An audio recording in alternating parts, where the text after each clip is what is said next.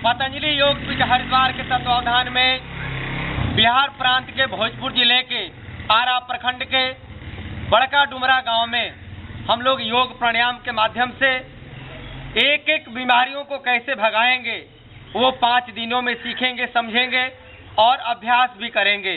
तो अब हम लोग भस्त्रिका प्राणायाम से कार्यक्रम का शुभारंभ करते हैं।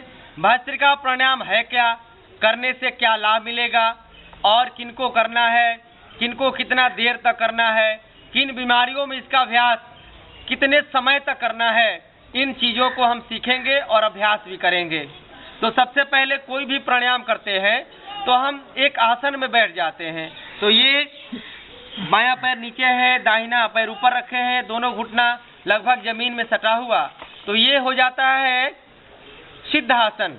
और इसी दाहिने पैर को बाएं के नीचे लगा लेते हैं। मैं एक बार दिखा देता हूँ।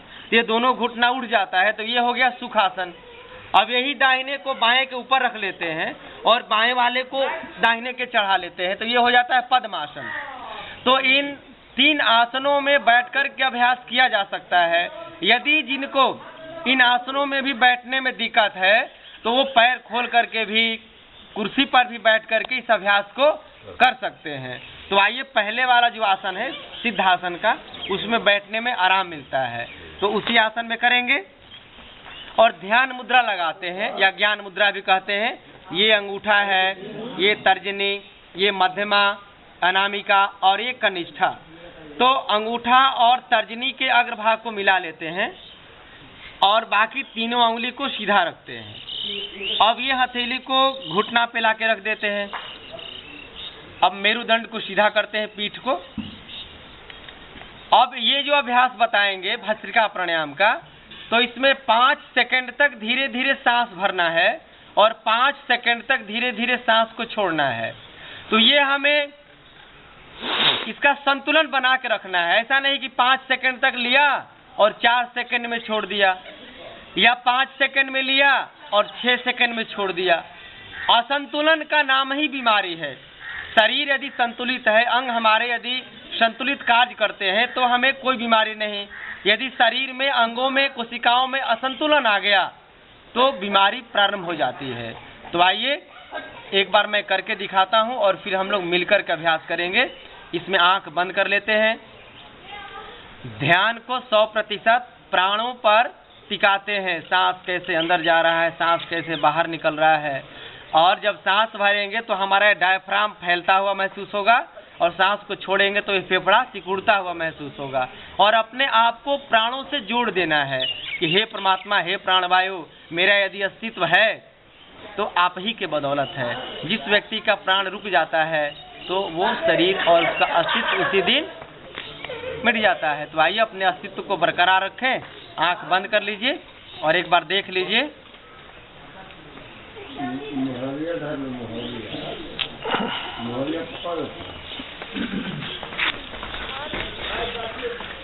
अब आइए मिलकर के अभ्यास करते हैं सभी। आंख बंद कर लीजिए।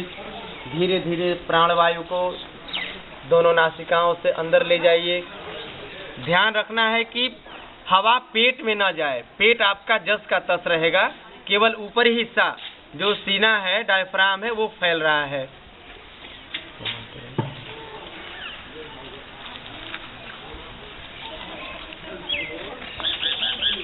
ये 5 मिनट तक अभ्यास करना है।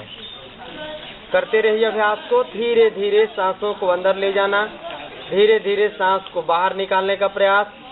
5 सेकंड तक सांस अंदर ले जाएंगे, 5 सेकंड तक धीरे धीरे सांस को बाहर निकालेंगे। जब यह अभ्यास हम 5 मिनट करते हैं तो शरीर का पूरा ब्लड, खून, रक्त शुद्ध होने के लिए नेचुरल तरीके से 1 मिनट में फेफड़े में प्रवेश करता है, हृदय में, और वह शुद्ध होकर के पुनः शरीर के अलग अलग हिस्सों को पोषित करता है। यानी 1 मिनट में शरीर का पूरा रक्त शुद्ध हो जाता है। जब हम 5 मिनट तक सांस को भरते हैं और छोड़ते हैं तो हमारे अंदर ऑक्सीजन का लेवल बढ़ने लगता है। खूब भरिए सांसों को।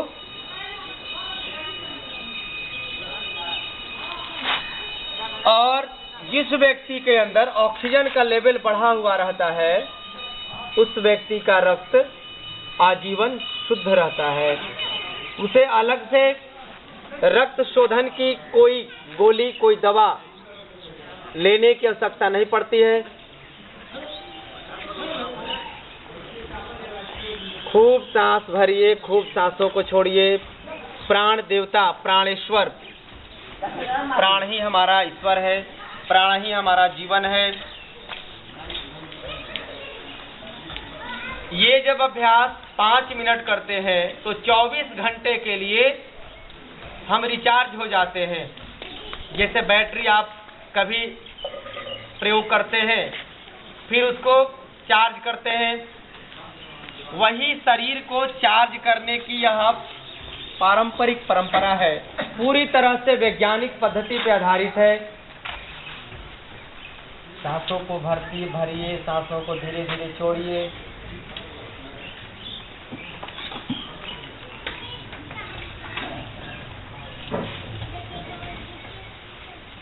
अब बीमारियों के बारे में, कौन कौन सी बीमारियों में लाभ करता है, इस पर हम ध्यान केंद्रित करेंगे, लेकिन अभ्यास आपका चलता रहेगा।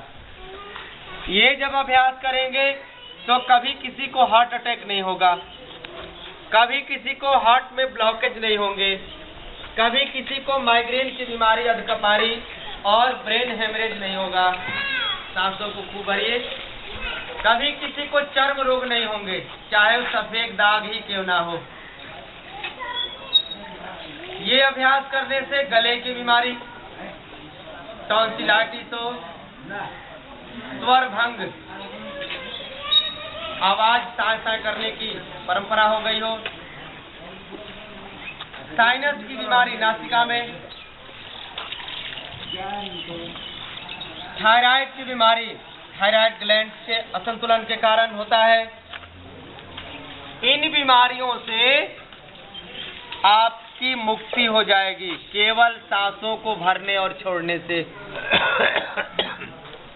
जैसे आप दूध पीते हैं, कोई फल खाते हैं, तो हमारा काम होता है कि दूध को मुंह में डाल करके अंदर डाल दे पेट में। अब शरीर का काम है, अंगों का काम है कि अब दूध से कौन कौन से मिनरल्स, विटामिन को हमें लेना है, वो हमें अब काम नहीं करना है, बस अंदर डाल दिया, अब काम हो रहा है अंदर। उसी प्रकार हमें केवल 5 मिनट तक सांस को पूरा भर दीजिए और छोड़िए।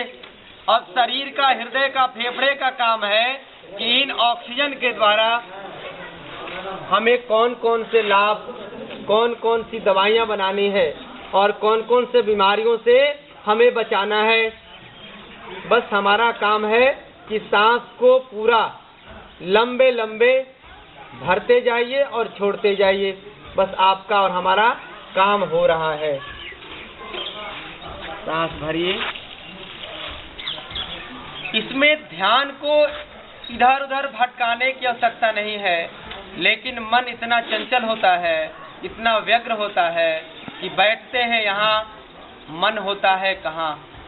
इसलिए प्राणवायु परमात्मा से बार बार विनती करते हैं कि हे परमात्मा, हम अबोध प्राणी हैं, लेकिन हमारे भीतर अपरिमित शक्ति है, अपरिमित ज्ञान है। उस अपरिमित शक्ति और अपरिमित ज्ञान को इन योग प्राणायाम के अभ्यासों से जागृत करते हैं। आप देखे होंगे कि एक ही माँ बाप के संयोग से, माँ के कोख से 4 बच्चे, 2 बच्चे, 3 बच्चे जन्म लेते हैं। कोख एक ही रहता है, माँ बाप एक ही रहते हैं, घर एक ही, भोजन एक ही, विद्यालय एक ही, गांव एक ही, लेकिन तीनों चारों बच्चों का आचरण अलग हो जाता है, व्यवहार अलग हो जाता है, खान पान अलग हो जाता है। कारण कि हम पूर्व जन्मों के अपने संस्कारों से प्रेरित होते हैं। माँ बाप तो एक जन्म देने का एक साधन मात्र है, लेकिन हम अपने कर्मों का फल भोगते रहते हैं बार बार। इसलिए धीरे धीरे सांसों को भरते जाइए, धीरे धीरे सांसों को छोड़ते जाइए और अपने विचारों को पवित्र बनाने का अभ्यास करेंगे। हे परमात्मा, आप सांसों के द्वारा हमारे भीतर बार बार अंदर जाते हो, बाहर निकलते हो और हमारे एक एक अंगों को आप देखते हो, समझते हो और ख्याल करते हो, देखभाल करते हो। इसलिए प्राणों से प्यारा हमारे जीवन में कोई हो नहीं सकता है। हम बेहोश हो जाएं, हम सो जाएं, लेकिन प्राण हमारी रक्षा करता रहता है। इसलिए प्राणों को एक बार नमन बंदन करते हुए धीरे धीरे आंखों को खोलेंगे। धीरे धीरे जैसे कमल अपने पंखुड़ियों को खोलता है और आंख खोलते ही आपके मन में एक सुंदर सा चित्र अंकित होता है कि हम अपने जीवन को, अपने शरीर को बहुत पवित्रता के साथ, योगाभ्यास के साथ जोड़ रहे हैं, प्राणों से जोड़ रहे हैं।